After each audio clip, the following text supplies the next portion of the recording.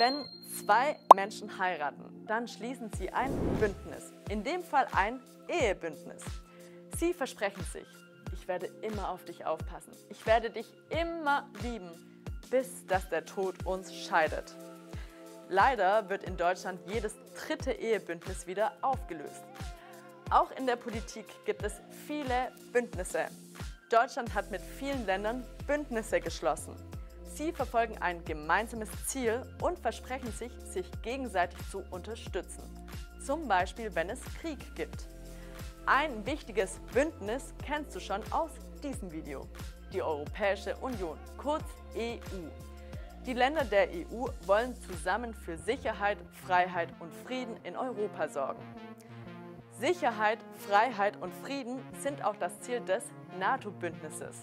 NATO steht für North Atlantic Treaty Organization und bedeutet auf Deutsch Nordatlantikpakt. Die Länder der NATO haben sich verpflichtet, sich gegenseitig zu helfen.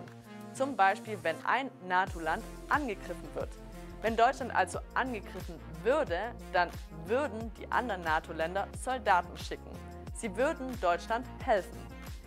Deutschland ist auch Teil des größten Staatenbündnisses der Welt, der United Nations Organization. Du kannst auch einfach nur UN, UNO oder Vereinte Nationen sagen. Mit 193 Staaten gehören fast alle Länder der Welt zur UNO.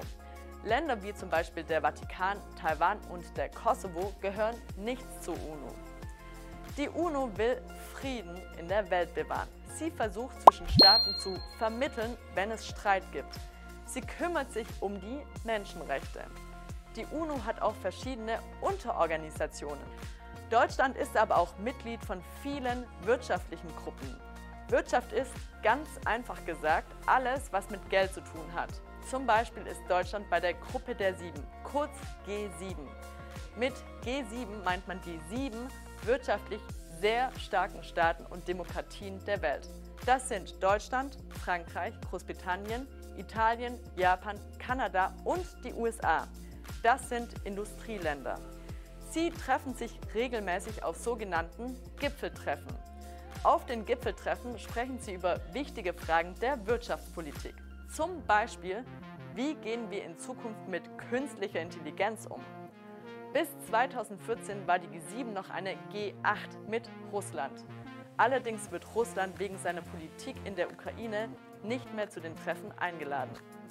Zur Gruppe der 20, also die G20, gehören die 19 wichtigsten Industrie- und Schwellenländer der Welt, die Europäische Union und seit 2023 auch die Afrikanische Union, kurz AU. Schwellenländer sind zum Beispiel Brasilien, China und Indien. Sie sind kein armes Entwicklungsland mehr, aber auch noch kein reiches Industrieland. Sie sind sozusagen auf der Schwelle. Auf diesem Bild siehst du alle Mitglieder der G20. Die G20 diskutiert bei ihren Treffen unter anderem, wie sie in Zukunft zusammenarbeiten können. Das war's und denk dran, alles wird gut. Bis dann!